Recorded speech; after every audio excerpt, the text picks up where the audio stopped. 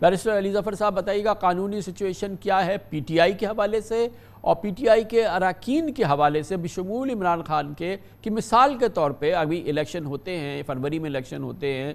تو کیا P T I کے جو یہ لیڈرشپ ہے اور پارٹی ایز سچ کیا الیکشن میں نہیں لڑ سکتی قانونی اعتبار سے؟ جی دیکھیں، قانون کی اگر بات کر رہے ہیں تو قانون میں تو یہ بڑا واضح ہے کہ اگر کوئی کنوکٹ ہو جائے، یعنی کوئی کسی کے خلاف سزا ہو جائے ٹرائل کے بعد، ایک بھرپور ٹرائل کے بعد، اور اس کی اپیلیں بھی خارج ہو جائیں، تو پھر وہ یقینی طور پہ الیکشن سے نااہل ہو سکتا ہے اگر اس کی سزا آرٹیکل 63 یا 62 کے مد میں آتی ہو۔ تو یہ تو قانونی پوزیشن تو بڑی کلیئر ہے، لیکن اگر کسی کے خلاف کوئی الزام ہو،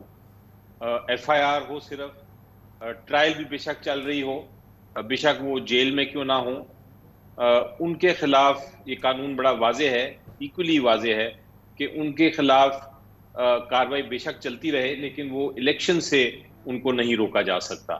ہاں، اگر وہ الیکٹ ہو جاتے ہیں اور بعد میں سزا ہوتی ہے تو پھر ان کو نااہل قرار دیا جا سکتا ہے، لیکن جب تک تو یہ ٹرائل کے بتائیے بعد کہ پوری باقی تو طرح پی ٹی آئی کی لیڈرشپ میں کنوکشن نہ ہو کوئی کسی ابھی فی شخص الحال کی، سزا اور جب یافتہ تک وہ نہیں اپیل... ہوا ہے، عمران خان کے حوالے سے آپ کی کیا رائے ہے؟ کیا وہ الیکشن لڑ سکتے ہیں اب؟ جی، اس وقت تو بالکل لڑ سکتے ہیں اور لڑ سکیں گے۔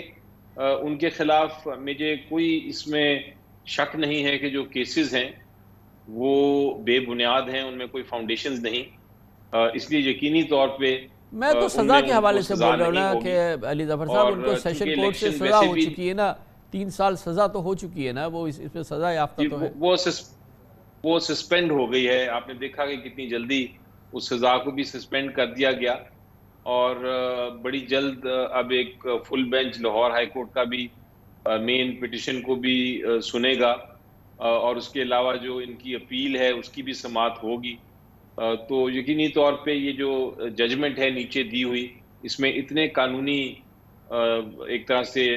فلاز ہیں، اتنے سیریس قانونی فلاز ہیں کہ وہ کچھ دیر کے لیے بھی قائم نہیں رہ سکتی، اور یہ جب بحث ہو رہی تھی اس کیس کی تو یہ واضح ہو گیا تھا۔ جہاں تک ہمارے کیئر ٹیکر پرائم منسٹر صاحب کا بیان ہے کہ یہ انتخابات ہو سکتے ہیں اور ہو سکتے ہیں عمران خان صاحب کے بغیر، اور وہ ان کے کوئی فرق نہیں پڑے گا، مجھے تھوڑا سا افسوس ہوا اس بات کا۔ کیئر ٹیکر سیٹ اپ جو ہوتا ہے، اس کا مقصد، جو کیئر ٹیکر پرائم منسٹر ہے یا ان کی ساری کابینہ، ان کو لانے کا مقصد یہ ہے کہ وہ نیوٹرل ہوں گے، وہ کسی پارٹی کے نہ فیور میں ہوں گے نہ کسی کے اگینسٹ ہوں گے۔ تو ان کے منصب، جو ان کا کیئر ٹیکر پرائم منسٹر کا منصب ہے، اس کا ایک بڑا اہم یہ پہلو تھا کہ وہ نیوٹرل رہتے۔